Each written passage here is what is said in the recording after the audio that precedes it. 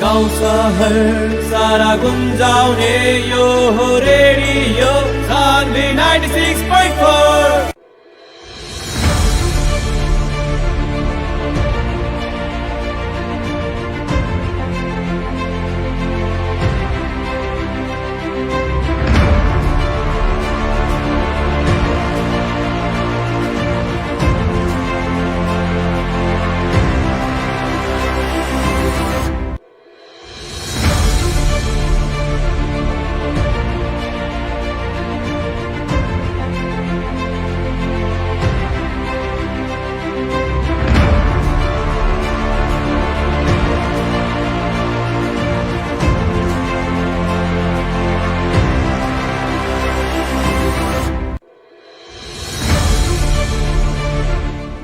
जी नमस्कार प्रणाम स्वागत बा सुन रहल बानी radio Sanvi 96.4 megahertz. Radio Sanvi 96.4 megahertz में कार्यक्रम स्थानीय सरोकार लेके उपस्थित हो चुकल बानी। आज भी हम कार्यक्रम प्रस्तुता राम मंडल प्रविधि में सानू जी बानी और स्थानीय सरोकार में हमने स्थानीय विषय वस्तु पर विशेष करके जोड़ देवे निसन और खास करके स्थानीय विकास निर्माण, स्थानीय राजनीति, स्थानीय समस्या के बारे में बातचीत करिन्छन्, ओकर उपाय के बारे में भी चर्चा परिचर्चा करेनिसन। एक जने अतिथि भी कार्यक्रम में लेके उपस्थित होके निसन और हमेशा के निसन आज भी एक जने अतिथि कार्यक्रम में उपस्थित बानी और आज के अतिथि बानी पर्सा के कालिका माई गाउँपालिका के कार्यवाहक अध्यक्ष बानी राजेश चौरसिया। वहाँ से हमने आज खास करके बात करें सन गाउँपालिका में भइल विकास निर्माण के बारे में। गाउँपालिका में कैसन विकास भइल बा अभी तक 5 वर्ष लगभग बीते जा चुकल बा। पछिल्का समय कालिका माई गाउँपालिका के विकास निर्माण के अवस्था और वहाँ हो रहल गतिविधि के बारे में खुद वहाँ के कार्यवाहक अध्यक्ष राजेश चौरसिया से बातचीत करें सन और वहाँ से हमने एक तनका में बातचीत करें सन। खास करके कालिका माई गाउँपालिका के बारे में बातचीत कर जाओ तो सदरमुकाम बेरगंज से पश्चिम मोड़ ग्रामीण भेग में पड़ेला और खास करके कालिका माई गाउँपालिका के विकास निर्माण 4.5 वर्ष हो चुकल बाटे और एगो दुखद खबर भी हमने बा कि वहाँ के अध्यक्ष नथुनी प्रसाद कुशवाहा के निधन हो चुकल बा। ओकरा बाद से राजेश चौरसिया जे कि वहाँ के उप प्रमुख बानी, वहाँ कार्यवाहक के रूप में अभी बानी अध्यक्ष के भूमिका में। और वहाँ अध्यक्ष के भूमिका में अइला से का बदलाव भइल बाटे, पहिले कैसन चलत रहे गाउँपालिका, अभी कैसन चल रहल बा, वार्ड के भी बातचीत करम सन। वहाँ के वार्ड लोग के वार्ड के विकास निर्माण कैसन भइल बा। 5 वर्ष पुगे जा रहल बा, चैत तकले फिर से स्थानीय तह के निर्वाचन संपन्न हुई और नया जनप्रतिनिधि लोग आई लोग और चुनाव में खास करके जाए के खातिर एजेंडा भी होके पड़ल स्थानीय जनप्रतिनिधि के और उ एजेंडा के बारे में भी बातचीत करम सन। और अभी के खातिर कार्यक्रम में हम बानी कार्यक्रम प्रस्तुता राम मंडल, हमनी के आज के अतिथि पर्सा के कालिका माई गाउँपालिका के कार्यवाहक अध्यक्ष राजेश चौरसिया हमनी के साथ में संपर्क में आ चुकल बानी। वहाँ से बात कर जाऊँ। राजेश सर, कार्यक्रम में अपने के स्वागत बा। जी जी जी जैसे कि रौरा अभिन्न कार्यवाहक अध्यक्ष के भूमिका में बानी, जितना दिन रौरा अध्यक्ष के भूमिका में रहनी, खास करके उतना दिन में समग्र में समीक्षा अपने का कैले बानी, विकास निर्माण के गतिविधि कैसन देखनी जितना दिन से अपने बानी कार्यवाहक में आइल उतना दिन से?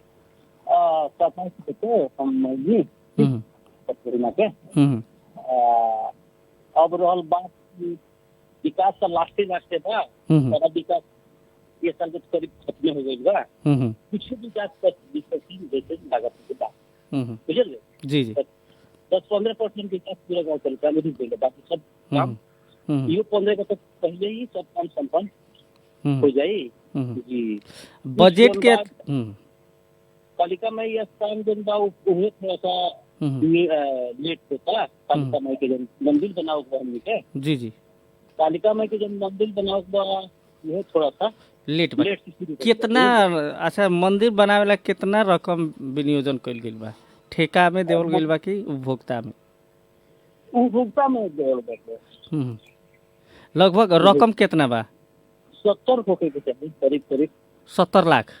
जी जी 70 लाख के बजट अपने लोग उपभोक्ता में देले बानी लगन, लेकिन वहाँ का बाकी रौरा लोग उपभोक्ता बना देवे लगन, नियम अनुसार 1 करोड़ तक ले उपभोक्ता में देवे के मिलेला, लेकिन अधिकांश योजना में उपभोक्ता समिति में अपन आदमी रख के उ योजना के काम ठेकेदार लोग करेला। सही है कि गलत है? अब देखिए, अब तो बैकग्राउंड कब आएला हमारे सामने, पलका जिता गाँव पलका जो जनता तो उसे करावता बैकग्राउंड में कब बैकग्राउंड अलग। बैकग्राउंड मतलब उहे हम बैकग्राउंड के बात करनी है कि जैसे कि हमनी अपने विकास के खातिर अपने गांव के स्थानीय जनता के उपभोक्ता बना दें सर, लेकिन 70 लाख रुपया के एगो शायदे के हुआ आदमी है जो 70 लाख रुपया लगानी कर सके, फिर भी वो अध्यक्ष आदमी बनेला उपभोक्ता समिति के, लेकिन वो भितरे भितरे काम जौन बा हमनी के देखे निसन व्यवहारिक रूप में जौन की काम होला उ अध्यक्ष ना करा के उ एगो ठेकेदार ही करेला। एकर अनुगमन रौरा कितना कइले बानी विगत में भी उप प्रमुख भइला से, आ अभी कितना करें? जी अपनों आके करी, हम अपने के साथ में बानी। जी जी बात सही बात अनुगमन तो करे के पड़े, बाकी अनुगमन सब वार्ड के जी हमार ठीक ठाक बा। हमरा सपना हम तो 26 के तो बनी होता बने लगता है। जी जी मुखिया जी के पहले में हम अध्यक्ष हुआ कर रही तो पहला साइड बने के जी, जैसे कि अनुगमन जहाँ बातें अनुगमन के अनुसार से एकदम अच्छा काम देखो, ये हमरो निर्णय ये बात, किंतु तुरंत वाला बात हुई जी उमे हम ना कतई ना माने।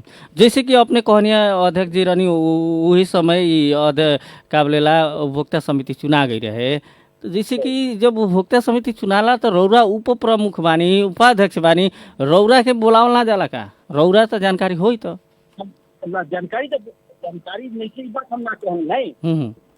ये वार्ड वाला लोग तो वार्ड वाला ही वो होता बने लगा ले। जी वार्ड का काम होता है, वार्ड में सब वार्ड में पैसा छपने वाले वार्ड का काम होता है। मैं उनके वार्ड वाला नहीं दिला उपभोक्ता वार्ड उपभोक्ता क्या बात है, मैं वार्ड वाला काम तो वार्ड अध्यक्ष बना वाला जी काम तो सर गाँव पालिका करेला। जैसे कि 70 लाख तो बहुत बेसी बजट में हो गई, कितना बजट जाला एगो वार्ड में कि एक ही योजना में 70 लाख रुपया विनियोजन कैल गई बा?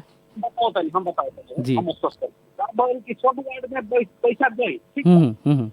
अब कालिका माई का मंदिर बनाने के बाद तो अध्यक्ष उपाध्यक्ष लोग वार्ड अध्यक्ष बोले 10 लाख रुपया हम लेके सब वार्ड से निकाल दो। जी ठीक है। बोले मंदिर ठकराई कालिका माई नाम से जो बनल बा मंदिर, जी ठीक है। तो कालिका माई गांव का मंदिर बनल बा बहुत महत्वपूर्ण चीज बा, हमनी के मंदिर के बढ़िया से बना के स्थापना कर ले कराए गई, ठीक बा।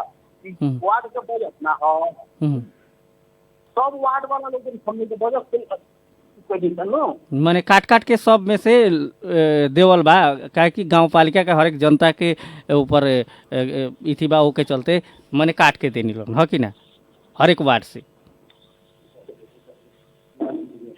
जी राजेश सर, एक और बात हम अपने के पूछे के चाहे, जैसे कि अपने उपाध्यक्ष रहनी तो अपने लोग के काम का है, एगो न्यायिक समिति रहेला ओकर प्रमुख है लगन, ओकरा बाद का रहेला कोनो भी योजना जब ठीक हो जाला, योजना बन के तैयार हो जाला तो लास्ट में उप प्रमुख उपाध्यक्ष होके जाके अनुगमन करेला तो अनुगमन के क्रम में यदि समस्या देखेला तो ओकर भुगतानी रोक सके के अधिकार बा। लेकिन वैसन अपने कितना कैले बानी आ कितना अपने के वैसन विकास निर्माण के काम सब मिलल बाटे 4 साल अनुगमन हमने के कैले बानी सर, बेसी ढलाई बा हमनी के पलका में नाला बा। जी हमनी के गांव पलका में 6 वर्ष का मसाला बा गिजर का तो 6 वर्ष कहीं लागे के बाद हटना में इतना बने के उसने लागला हम कोनो किस्म के नीचे ऊपर ना होला। विशेष ढलाई तो सर अपने गांव पलका में नया कोनो अब ये हम मंदिर दिन बा तो इतना हेवी अमाउंट में बनता, बाकी सब ढलान बा नाला बा अब ड्राइवर बा बुझले ये सब बात हमनी के 6 वर्ष का मसाला में निर्णय में हमनी के 40 जनता से भी पूछे नहीं बात के उन्हें कहेला जनता जनवाड़ में का होला कि ना 6 वर्ष का मसाला में बनता पूरी फीट होके छोड़ के चाहे 10 फीट होके वही दूरी पर नापनी समझ के विपरीत होला। बुझल माने अभिन के अपने के अनुगमन में वैसन त्रुटि फैला अब नहीं पड़ल कह के रौरा को देखो हमने के खेला नियंत्रण तो वार्ड जहाँ वार्ड में काम होता है वो वार्ड के जनता से पूछन करने के अपने जाकर निर्वाचन करके चलाता तो जी अगर उस तरह के अगर 10 से मस्तना ना चलेगा ना चली इंजीनियर के ठेकेदार कई बार कोनो गड़बड़ी हो गया ओकरा बाद ना कौन से भी हमने के रखले बन अगर कम अगर बेसी बा तो बेसी मसाला से बंद करते तो ये पेमेंट हमने के नहीं बन सकता मिल रहा है बाटे उ तो अपने के अधिकार के विषय बढ़ले बा अपने के अधिकार बा पेमेंट रोके के अनुगमन कइला के बाद अब जैसे कि बात का रहल कि वहाँ एगो गंगोल नदी बा है कि ना गाँव पालिका में गंगोल नदी में 40 लाख के बजट खर्च कइल गइल बा जौन की सिर्फ सर सफाई करके 40 लाख खर्च भइल बाटे खास करके सर सफाई में इतना बड़का बजट खर्च भइल उचित लागता कि हमनी के का बा ये अनुगमन हम कोई नहीं बुझल जी सरकार विषय में हम इंजीनियर को बोला कि पूछ ली कि लाख बात बा हो पैसा पेमेंट करता था करना सर माटी के काम नदी के चौड़ा कर गए जी पानी के बहुत से उन्हें बाढ़ के समस्या रहे तो बाढ़ के समस्या आ जाता लग है जब सुनाई ना हुई पानी पक्का हुई तले समस्या रही इंजीनियर के बाद पहले अपने पलक में माटी का काम जो साफा से भेजा उधर अपने निर्णय देख ली निर्णय का मैंने अपने काम समझ कर ली तो मैं कोनो किसी का त्रुटि अपने ना देखनी जैसे कि खास करके 40 लाख के माटी तो बहुत बेसी हो गई खास करके बहुत ज्यादा हो गई कितना किलोमीटर सर सफाई भइल जैसन अपने के देखनी कितना किलोमीटर नदी के सर सफाई भइल बा देखी ना कतल ई चलाओ तो मुरली जे अपने रामदेव कंपनी जी के मिल बा सही है जी आई रामदेव कंपनी के मिल जो चीज बा हरियर के होते भेड़ियारी होते ठीक है अब निकल जाता बेदर तक जहाँ हम सीमा ना बा हमने के पका मैंसी वाला बोर्डर तक बता लोग जैसे कि वो गंगोल नदी में बाढ़ आवेला बेसी बाढ़ आवेला कि कम आवेला कि कैसन बा ना उका वाला कि बेसी बाढ़ वाला ना ई गंगोल नदी बाहर से पहाड़ तो नहीं आए ये के दिन अपने के लमरिया साइड के अपने के उन्हें करीब बसनपुर के पानी नहर के जो नहर बाटे हमने के पूर्व उतरे तक में उन्हें के पूर्व सब बोल के रामदेव कंपनी के मिल के ये वाला जगह जन बाटे न करे उन्हें से साधन मिल जाए उन्हें से पानी जो पड़ला तो ज्यादा हो जाला तो पूरा ही डूब जाला का यानी कि उ समस्या से सर सफाई करके नदी चौड़ा कइल गइल बा ई जी नदी चौड़ा कइल यानी कि उमे 40 लाख लगभग खर्च भइल बा एगो बात गुनासो का आइल कि गाँव पालिका में सूचना मंगला पर इहे विषय में सूचना मांगल गइल कि 40 लाख खर्च करने भइल इंजीनियर साहब से मांगल गइल सूचना अधिकारी से मांगल गइल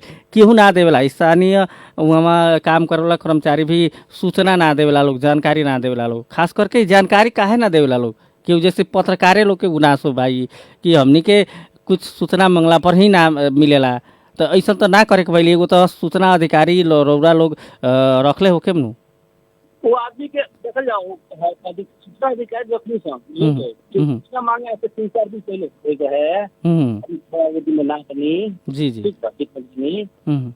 तो ओकरा सूचना दे देवे के पड़ल तो ओकरा दे देवे के चाहिए तो खबर की हाकिम साहब लोग फोन कइले कि सूचना मांगा तो सूचना जनता मांगी तो तोर देने में क्या दिक्कत बा सूचना तो हाकिम से ऑर्डर देने की ना दे देवे के सूचना तो देवही के पड़ी उ तो अधिकार के विषय बा आम जनता के एकदम तो दे देला वही तरह गलत सुन के सूचना अधिकारी दे जी सूचना अधिकारी माने बालन ह कि ना सूचना अधिकारी रौरा लोग नियुक्त करके रखले बानी हाँ नियुक्ति को रखले बानी जैसे कि अब दोसर बात का बा कि पछिलका समय न्यूज में भी देखल गइल रौरा लोग के दर्ता चलानी किताब में बैक डेट में दर्ता चलानी भइल वही तरह बीच में खाली ठाव छोड़ल गइल कह के शिकायत बा काहे ऐसा जैसे कि बीच में खाली ठाव छोड़ देवल गइल ओकरा बाद अलग डेट में बेसी घटा के डेट में दर्ता चलानी कइल गइल पावल गइल बा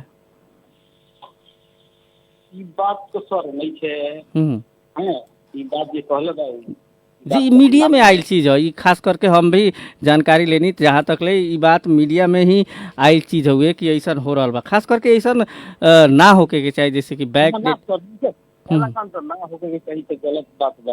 गलत ना हो कि उ बात नहीं है कि कहला बा पक्ष के हिसाब से भी सोच सकता। जी जी हमरा देखल जा हमरा पक्ष करे अपन तो हमरे हिसाब से सोचे विपक्ष दल के विपक्ष उछाल जी जी जी जी जी ठीक बाटे। विपक्षी भी आदमी भी गलत भी कह सकता, सही भी कह सकता, वो एगो बात बा। लेकिन अब दरता चलाने किताब अब ए पर से चुस्त दुरुस्त मिली कि ना मिली ए पर से आज के बाद से मिली एक बात बस सर एकदम मिली एकदम गारंटी मिली में कोनो दो मिनट के बात। अब रहल बात ये रिपोर्ट चला भाई गलत हम दरता चलाने वाला जो बात कहल गेल था ई बात हमरा मंजूर नहीं है, ई गलत रिपोर्ट है। ई मतलब रौरा हिसाब से ई गलत सूचना के देले बा, वैसन बात गांव पालिका में नहीं खेबे। जैसे कि ठीक बात सर, जनप्रतिनिधि लोग हर एक साल भ्रमण करेला, लोग पूंजीगते खर्च काट के भ्रमण कर लेवेला लोग, ई भी गुनासो बा। क्या बात पूंजीगत खर्च जौन होला वही में से भ्रमण करे के बात सुनल गइल बा। अभी हम 4 बरस हम बीते सब पढ़े में बानी, अभी तक वो तरह का भरने वाला काम में हम नहीं गए चल गए जी हैं। अब पत्रकार महोदय लोग होता जी जी कैसे तनाव ठीक नहीं है, तू अपने हिसाब से निकाले ला लोग वो लाखान बात नहीं है जी। पत्रकार लोग के भी गुनासो बा, सामाजिक संजाल पर बहुत कालिका माई गाँव पालिका के बात आ रहल बा, वड़ा के बात आ रहल बा, विकास निर्माण के बात आ रहल बा। खास करके एगो वार्ड बा, वार्ड नंबर 5 बिरंची बरवा टोल पड़ेला। उ टोल में अधिकांश योजना सब बेसिए जाला कह के कहेला लोग, लेकिन उ किस्म से विकास भी नहीं खे। कोनो वार्ड के काखा पाखा कइल गइल जैसे बात बाटे, ऐसन बाटे कि सब समान एगो बात कि लोग काखा पाखा करता हो व्यक्तिगत जी जी ना चेक में साइन करके एला पैसा नहीं खरीदी जन बनल बा वो अनुसार ही पैसा जाई और वो अनुसार खर्च कैले के बाद ही पैसा वाला पैसा कहे के मतलब जिला जाई तो पैसा खर्च करे के पड़ी जैसे अब केहू कहता ई बात तो निरीक्षण कैल जाता। जी जी जी जी बढ़िया बात कहनी, निरीक्षण कर ए पर से जैसे कि अपने अब भइल बानी कार्यवाहक का सोच ले बानी, कार्यवाहक भइल बानी अब बहुत कम समय बा, कुछ योजना बताओ जाओ जैसे गांव पालिका के जौन की निमन स्तर में पुगा सको, कुछ बा अपने के लगे। हाँ तो पढ़ले हमने के विकास के लेवल से ढलाई के लेवल से जहां सुविधा बनवा निकल लेवल से रोड निकल बन बुझल जी। हम अपन माने जन योजना आई बा हर वार्ड में हम बराबरे माने करीब 10 लाख के बाद 10 लाख 20 लाख के बाद 20 लाख के काम ढलाई बेसी ढलाई बा हमारे योजना में। जी जी जैसे बेसी लोग ये का होला कि अपन बजट के समय में बा लोग के बात लेवल जाला कि कौन कौन योजना राखल जाई, वार्ड में से योजना छनौट कइल जाला। योजना छनौट के काम ना होला, बहुत जगह ना होला, एगो अपने के गांव पालिका में हम ना कहें, पूरा नेपाल भर में बहुत जगह ना होला। अपने लोग करें आम जनता से कह के योजना पहले मांग करन से वेतन के मांग करन से ओकरा बाद हम लोग कर सकते, यानी कि योजना मांग रौरा लोग करे नहीं लगन। कैसे मांग करे नहीं लगन, कितना लगे बाकी 2-4 जने बढ़ जाला लोग, वार्ड सदस्य लोग बढ़ जाए लोग, वार्ड सदस्य बढ़ जाए लोग, अपन अपन योजना लिख के दे देवला लोग। उ लोग खास करके वार्ड सदस्य लोग जे बा उ लोग जनता में ना जाला, उ लोग अपने वार्ड से अपने से लिख के है योजना आइल बा कह के देवेला लोग। एकर भी अनुगमन कइल कि वास्तव में जनता देले बा कि जनप्रतिनिधि के देवल योजना हुए ना जनता के राय ले लो कैसन के देखे ला लोग और पता बात हो ही दिया ला का जनता के हर वार्ड में ऑर्डर देने के बाद भी योजना बने सब बात जी। अभी हमरा ढलाई चाहिए, हमरा नल चाहिए, हमरा खराबी का हमरा होई का हमरा बाकी रोड चाहिए तो अनुसार ही कर बेसी मने रोड नाला के योजना अपने लोग लगे जनता मांग करेला जी। रोड नाला के योजना अब क्या बात पत्रकारिता है अपने के पत्रकार साहब लोग साहब की थोड़ा सा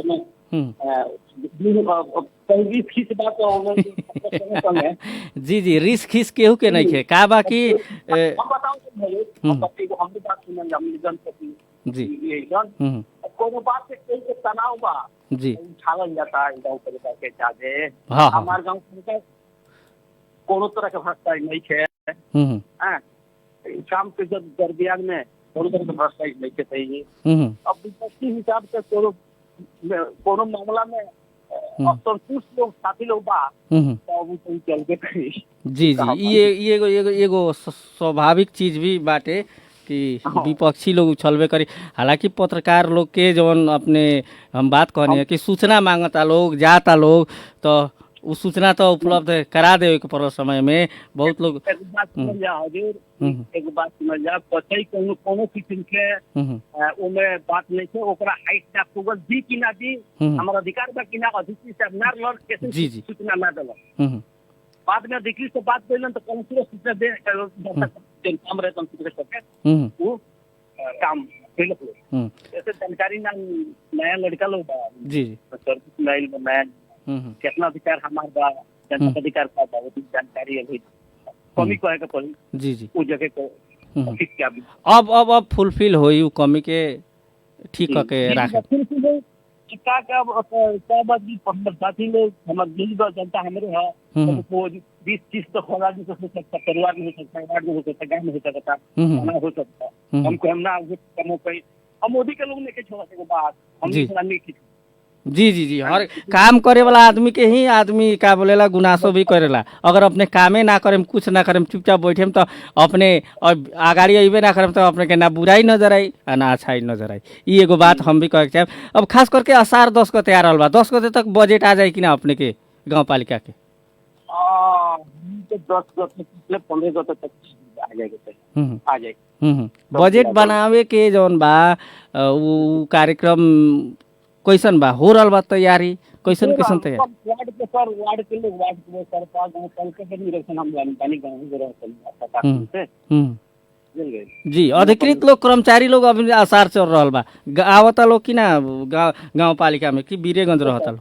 कारण का बीर में लेके रहले केहू ना रहला बीर में। अब काम अधिकारी है थोड़ा का बोला कि बिरेंसी दरवा में निकले कोना के अतिथि खोल लिए सन के ओमे थोड़ा समय में किने में व्यस्त रहला चलो। जी जी, टाइम से ना के ओमे लॉकडाउन से सामान ना मिलता, दवाई ना मिलता, बेड मिलता। अब बिहान से तो लगभग लॉकडाउन खुलिए गइल, खुकलो हो गइल बा, जानकारी भी हो गई।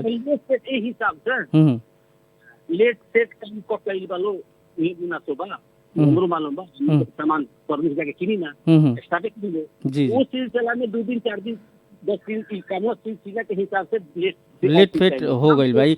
ये एगो बात बा, जैसे कि बहुत बढ़िया बात कहनी कार्यवाहक अध्यक्ष जी। अब अपने के एगो हमनी शुभकामना भी देम सन, कुछ दिन लाए भी होखो अपने अच्छा गाँव पालिका में काम करी। अपन भी अब आ रहा बा अगिलका चुनाव ला तैयारी भी अपने के हो जाई, कुछ अच्छा काम करेम तो जनता के बीच में भी अच्छा इफेक्ट पड़ी, असर पड़ी। अंत में बानी सन गाँव पालिका के जनता ला का कहे के चाहे हमरा रेडियो मार्फत? गाँव पालिका के जनता लोग हमें से जौन सहयोग होके हमें से होके वाला काम गाँव पालिका सरकार जौन कर सके वाले हमारे लगे वो हम तरह के तैयार बनी देगा। वो हमारा लगे पार्टी पॉलिटिक्स ना रहा गाँव में पता लगा जो पत्रकार साहब जी जी कि हम कोनो पक्ष क्या विपक्ष हम ना देखें, वो हमारे लगे हम तुरंत काम करेंगे। हम पंचायती जन करनी पक्ष विपक्ष ना जानी, जैसे कि वैसा करही के ना जाए। रौरा लोग जन प्रतिनिधि हो गए लगन तो पूरा जनता नु अपने लोग के ह, हर एक जनता अपने अपने पार्टी के देखे तो तब ना भी भाई वो बात को जानकारी लोग कुछ नहीं तो पत्रकार बनी चाहते दिल नहीं तो ये बात हमारे क्लियर बा कि हम केहू के पक्ष वाला काम ना करनी, जायज के जायज ना जायज के ना जाए वो मिला देनी बात। अगर मान लो कि अगर धरा बात ओकरा के दुनिया से मिलावे के कोशिश करने का लगावे की कोशिश करे कम पर और हमारी थिंकिंग बा और विचार बा। जी, बहुत बढ़िया बात कहनी। हमनी के लगे समय भी खत्म हो चुकल बा और हमनी के रेडियो मार्फत आके बहुत लोग के गुनासा भी अपने लोग के अपने समाधान कैले होके हम आशा विश्वास बाटे। बहुत गुनासा रहा कालिका माई गाँव पालिका के लेके, एकरा खातिर रेडियो सानवी के तरफ से, हम प्रस्तुता राम मंडल के तरफ से कार्यक्रम में समय देनी, एकरा खातिर बहुत बहुत धन्यवाद बा अपने के। थोड़ा भी कोनो कमी बेसी होई बोल के माध्यम से थोड़ा हमरे को शेयर कर जाए। जी जी जी, धन्यवाद बा कार्यवाहक अध्यक्ष जी। हवस् हवस् ठीक जी वहाँ रहने राजेश चौरसिया पर्सा के कालिका माई गाउँपालिका के कार्यवाहक अध्यक्ष। वहाँ से अपनी बात कोई नहीं सन बहुत पछिल्का समय सामाजिक सञ्जाल से लेके नया समाचार में भी आइल बात हो गए भ्रष्टाचार भइल बा, है विकास नहीं के भइल, हौ विकास नहीं के भइल, अनेक गुनासो बा। हरेक गुनासो के लगभग हमनी समेटनी असन, हरेक प्रश्न के जवाब भी वहाँ से हमनी मंगनी असन, भैला तक समय भैला तक मंगनी असन, वहाँ जवाब भी देनी है। पत्रकार लोग के जवाब से लेके अन्य जवाब भी रहला, विकास निर्माण के भी बात रहला, उ सब भी हमनी जवाब के क्रम में वहाँ देनी है। आज के खातिर निर्धारित समय भी खत्म हो चुकल बा और आशा और विश्वास बाटे अपने के कार्यक्रम ठीक लागल हो, बढ़िया लागल हो। अपने के कोनो सवाल गुनासो रहला तो जरूर संबोधन भइल हो, ना संबोधन भइल हो, अगला कार्यक्रम में हमने जरूर संबोधन करके प्रयास करें सर। और आज के खातिर निर्धारित समय खत्म भइला से अपने कार्यक्रम सुन के साथ देनी अपने के धन्यवाद। कार्यक्रम में टेक्निकली सपोर्ट करेला सीनू के धन्यवाद देत। कार्यक्रम प्रस्तुता राम मंडल के विदा दी। सुनत रही रेडियो सानवी 96.4 मेगाहर्ट्ज। नमस्कार।